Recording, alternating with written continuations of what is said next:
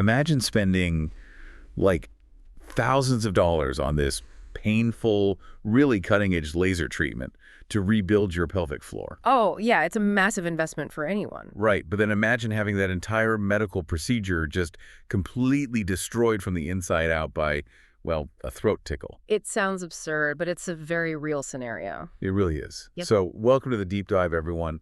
Today we're looking at this totally fascinating medical blind spot for you. We're talking about how the air leaving your lungs basically dictates the cellular health of your pelvis. Yeah, and we are looking at a stack of sources today that, honestly, at first glance, they don't even look like they belong on the same desk. No, not at all. We've got clinical guidelines from the NHS and the Royal College of Obstetricians and Gynecologists. And then right next to those, we have these incredibly dense biochemical research papers on cellular fibroblasts. Which are intense, by the way. Oh, incredibly intense. And we're looking at those alongside these clinical FAQs that deal with vaginal rejuvenation and pelvic organ prolapse. And the whole reason we pulled all these seemingly disconnected sources together for you today is to answer this one, incredibly specific, but highly consequential question.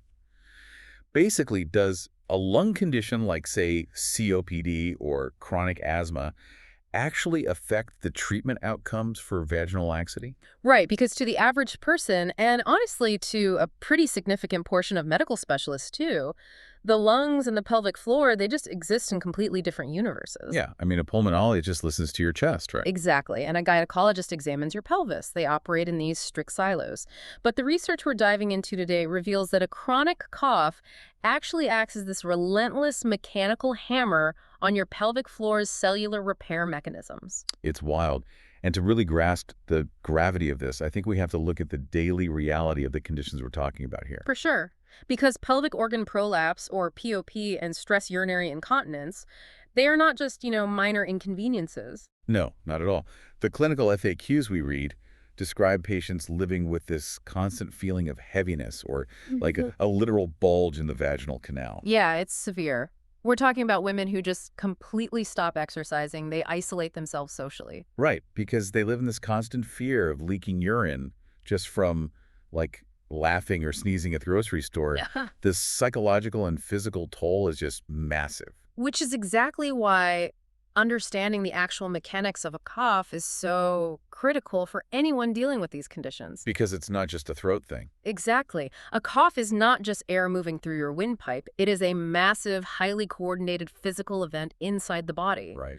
When you cough, you are simultaneously engaging all your thoracic muscles, your diaphragm, and your abdominal muscles to violently expel that air. And when those muscles contract that forcefully, they just dramatically increase the intra-abdominal pressure. Yeah, the pressure spike is huge. See, when I try to visualize the physics of that, my intuition initially tells me, okay, the air's just going up and out my mouth. Sure, that makes sense on the surface. But then I realized, if I think about the human torso like a water balloon, the physics completely change. Oh, that's a really good way to look at it. Right. Like if you hold a water balloon and you violently squeeze the top of it to force the water out, Yeah.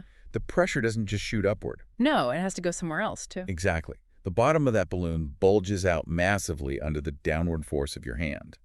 And that downward bulge, that seems to perfectly mirror what's actually happening inside the human abdomen during a heavy cough. That analogy perfectly captures the internal physics, actually. Your abdominal cavity functions exactly like that water balloon. Okay. The top of the balloon is your diaphragm. The sides are your abdominal wall.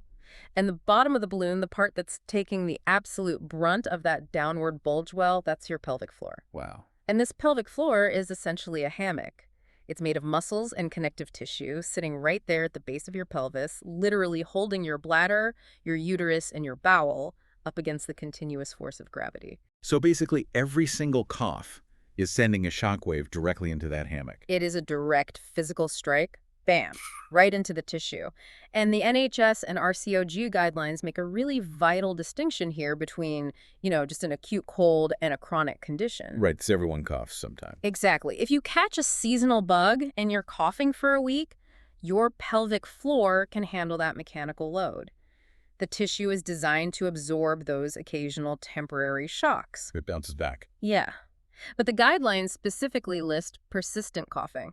So the kind associated with COPD, chronic asthma, or, heavy smoking, they list that as a progressive risk factor. Because it just never stops. Right. The hammock is constantly being loaded day after day, month after month. And that relentless mechanical stress makes the pelvic floor incredibly vulnerable to the structures just giving way. Which leads directly to the prolapse and incontinence issues outlined in the literature. Precisely. Okay, so if the pelvic floor is absorbing that massive downward shock wave, like 50 to 100 times a day, how do gynecologists actually attempt to repair a hammock that is actively under siege? Well, that is where we see the modern introduction of non-surgical treatments. Right, the lasers. Specifically fractional CO2 lasers. The sources mention brand names you might have actually seen advertised, like Mona Lisa Touch or Nuviva. But wait, this is where I get a little tripped up. If the pelvic hammock is saggy and loose, why use a laser to burn tiny holes in it? It sounds counterintuitive, I know. Right, like if my pants are too loose, I don't take a lighter and burn holes in the fabric. I get them tailored. Why doesn't a surgeon just go in with a scalpel, cut the slack, and stitch the tissue tighter? Well, that is a very logical question. And honestly, surgical repair is absolutely still an option for severe prolapse. Okay. But surgery is purely structural. It just pulls the existing tissue tighter.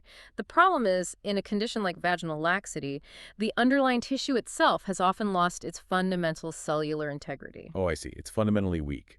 Exactly. If you just stitch weak, degraded tissue together, those stitches will eventually just fail under pressure anyway. Makes sense. So fractional CO2 lasers, on the other hand, they aim for cellular rejuvenation. They basically force the body to grow entirely new, stronger tissue from scratch. You know, the clinical explanations in the research papers, they really made me think of a home renovation. But specifically, a controlled demolition. Oh, I like that. Yeah, because if you have an old house with weak, rotting walls, just slapping some new paint on it, it won't stop the house from collapsing. Right. The foundation is still rot. Exactly. You actually have to go in with sledgehammers, break down the old walls, and create a massive mess just to signal the construction workers to finally show up, clear the debris, and build new, stronger walls. That is exactly it. The laser is the ultimate controlled demolition. It summons the body's construction workers, which, in this biological case, are cells called fibroblasts. Fibroblasts, I guess. Yeah. And the mechanism is highly specific. A fractional CO2 laser utilizes a wavelength of light around 10,600 nanometers. Which is very specific. It is. And this specific wavelength is uniquely absorbed by water. So, since human tissue is primarily water, the laser basically vaporizes these tiny microscopic columns of water-deficient aging tissue right there in the vaginal wall. So it creates this, grid of microscopic injuries. Yes. Thermal microdamage is the clinical term they use. And it leaves perfectly healthy tissue in between the microscopic holes, which intentionally triggers the body's natural wound healing cascade. The body's like, whoa, we've got a problem here. Exactly. The body senses the demolition and sends those fibroblasts rushing to the site. And this wound healing, it happens in 3 distinct overlapping phases. Right, the inflammatory phase, the proliferation phase, and finally the remodeling phase. You got it. And during that process, the fibroblasts undergo this really incredible transformation. The biochemical papers explain that they transition into what's called myofibroblasts. Yes, the myo prefix is key there. Right, because myo means muscle, so they are effectively becoming these little microscopic muscle cells. Exactly. They actually develop actin stress fibers, which are literally the exact same kind of protein filaments that allow your bicep to contract. That is so cool. It really is. These myofibroblasts, they physically grab onto the edges of those microscopic laser wounds, and they pull them close, which actively shrinks the surface area of the tissue. So the cells are physically pulling the vaginal wall tighter on a microscopic level. They pull it tight, and then, and this is the crucial part, they rebuild the foundation. They secrete new extracellular matrix, or ECM. Right, the mortar for the bricks. Exactly. Now, in prolapsed or lax tissue, you typically find an overabundance of something called collagen III. Okay, collagen III. And collagen III is incredibly stretchy and flexible. It serves a great purpose in, say, skin elasticity, but it is terrible for load-bearing support. Right, so it would be like trying to build your structural pelvic hammock out of, bungee cords. Yeah, and you definitely don't want a bunch of bungee cords holding up your bladder. No, definitely not. So the laser-induced myofibroblasts, they clear out that stretchy collagen III, and they replace it with strong, rigid, load-bearing collagen the first. Okay, so they swap the bungee cords for steel cables. Precisely. They restore the tensile strength of the vaginal wall. It is a really delicate, highly orchestrated cellular symphony. Which brings us right to the collision of these two medical specialties. Yes, the main event. Because on one side, we have this really delicate cellular renovation happening post-laser treatment, right? Relying on this highly specific sequence of biological events. Right. But then on the other side, we have the COPD patient whose chronic cough is just dropping a mechanical hammer on the pelvic floor constantly. It's a disaster for the healing process. And I saw in those biochemistry papers that when the body encounters excessive mechanical stress, it actually releases these enzymes called matrix metalloproteinase, or MMPs. MMPs, yeah. And my understanding is that they are essentially the body's natural demolition crew. Is that right? They are the demolition crew, and they do serve a vital evolutionary purpose. I mean, if you sustain a traumatic injury out in nature, the body's immediate priority isn't to build perfect new skin. Right. It's just trying to survive. Exactly. It wants to clear away dead, infected, or damaged tissue as fast as humanly possible to prevent sepsis. So MMPs, specifically MMP2 and MMP9, they are dispatched to aggressively chew up the damaged extracellular matrix. Okay. In a normal, healthy healing process, you actually need a small, controlled amount of that demolition to clear the way for the new tissue. But the cellular environment in the pelvic floor is already highly reactive from the laser.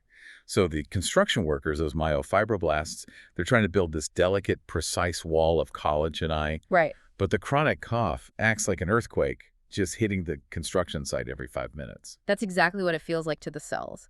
The constant downward strain from coughing completely overloads the myofibroblast's cytoskeletal system. Oh, wow. They are desperately trying to hold the tissue together with those actin stress fibers we talked about. But the massive pressure wave of the cough is just constantly ripping at them. Tearing them apart. Yeah. And when a myofibroblast is subjected to that kind of continuous, violent mechanical strain, it essentially enters a state of panic. So it just abandons the rebuilding project entirely. It shifts its behavior completely. Instead of building a strong new collagen, the overloaded cells start pumping out massive, unregulated amounts of MMPs. Oh, no. So the demolition crew goes completely rogue. Totally rogue. They start actively degrading the newly formed collagen. Now, the body does have a defense mechanism against this. They're called tissue inhibitors of metalloproteinase, or TIMPs. Okay, TIMPs. So if the MMPs are the rogue demolition crew, the TIMPs are what, like the project managers trying to rein them in? Exactly. The project managers are desperately trying to confiscate the sledgehammers. But it doesn't work. Well, the research shows that the sheer volume of MMPs produced by the mechanical stress of a chronic cough simply outpaces the TIMPs. The project managers are just totally overrun.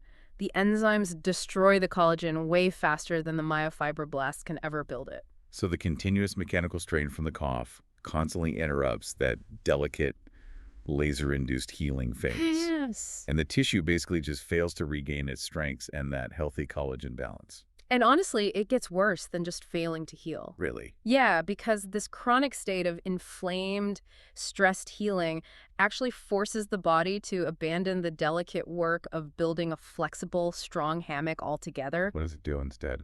It defaults to an emergency patch job. It starts laying down stiff, non-functional scar tissue, which is a process known as fibrosis. Oh, man. So the body just gives up, throws down rigid scar tissue, which I'm guessing doesn't support the organs properly at all. Not at all. And it can probably actually cause pain, which just worsens the original symptoms of prolapse and laxity. Exactly. The treatment doesn't just fail. The persistent coughing forces the body to heal in a way that actually causes further damage. This is exactly why you just cannot treat these systems in silos.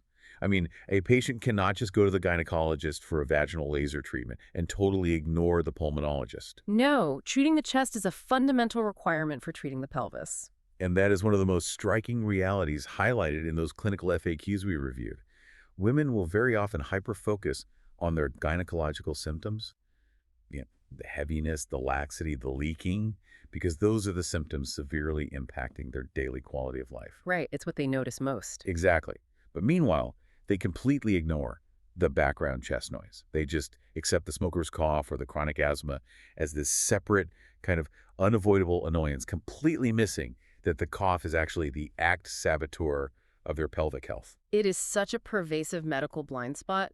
So The really actionable takeaway for anyone dealing with this is that you absolutely must reduce the intra-abdominal pressure to give those cellular construction workers a break. You have to stop the internal earthquake so the fibroblasts can actually build the structural wall.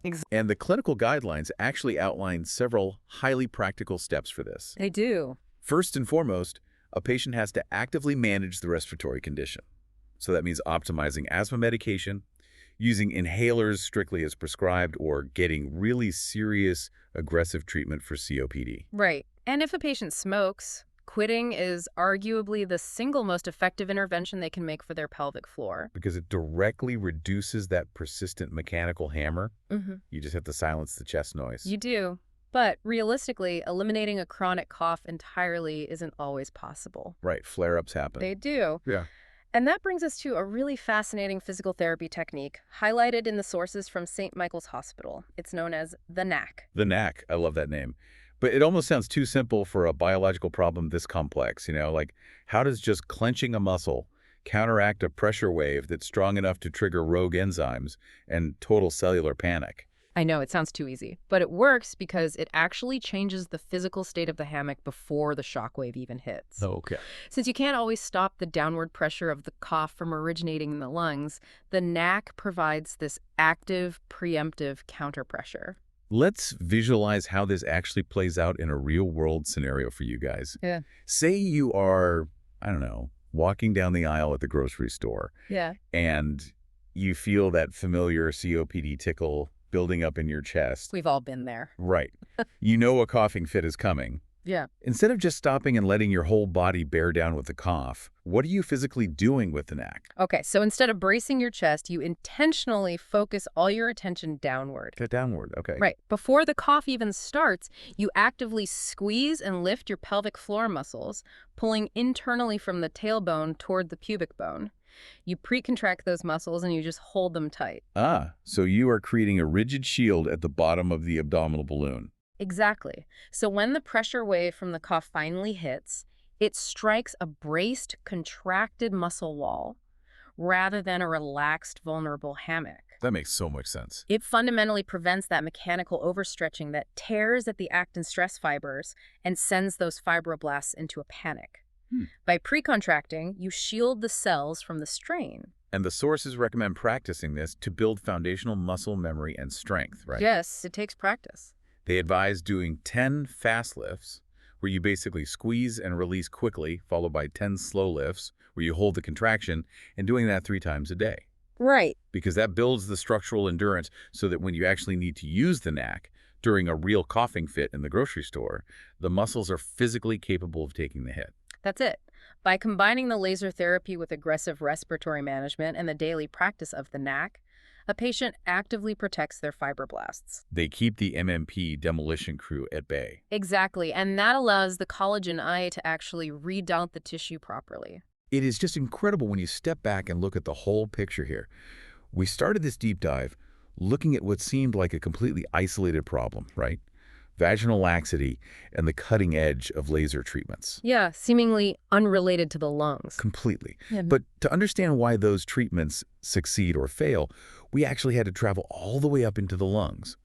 We saw how a chronic cough acts as this relentless mechanical hammer, just striking the pelvic floor dozens of times a day. Yeah. We unpacked how fractional CO2 lasers rely on a really delicate workforce of fibroblasts to clear out that stretchy bungee cord collagen and build a strong foundation of steel cable collagen. Right. And then we saw how the downward pressure of COPD directly overloads that workforce, unleashing destructive enzymes and risking the total failure of the treatment. It really forces us to confront the reality that the body absolutely does not respect the boundaries of our medical specialties. The cellular biochemistry of your pelvis is directly dictated by the physics of your lungs. Which brings us to a really crucial point about patient advocacy. If you are seeking out treatment for your pelvic floor, your gynecologist is likely not going to ask you about your asthma. No, they're looking at the pelvis. Exactly. It is entirely up to you to bridge that gap. Yeah. You have to be the one to tell your pelvic specialist about your lung condition.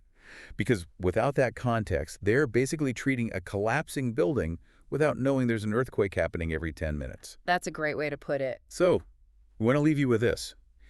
If the structural integrity of our pelvic floor is governed by the air pressure in our lungs, How many other isolated medical treatments are failing right now simply because modern medicine forgets to look at what the rest of the body is doing? It's a huge question. It really is. If a high-tech laser treatment in the pelvic region can be completely sabotaged by a simple throat tickle, could the future of gynecology require a lung specialist in the room? Think about your own health and the treatments you've sought out. How interconnected are your body's systems? And are you and your doctors looking at the whole balloon or just the part that happens to be bulging? Just keep that in mind next time you step into one of those neat, categorized little medical boxes.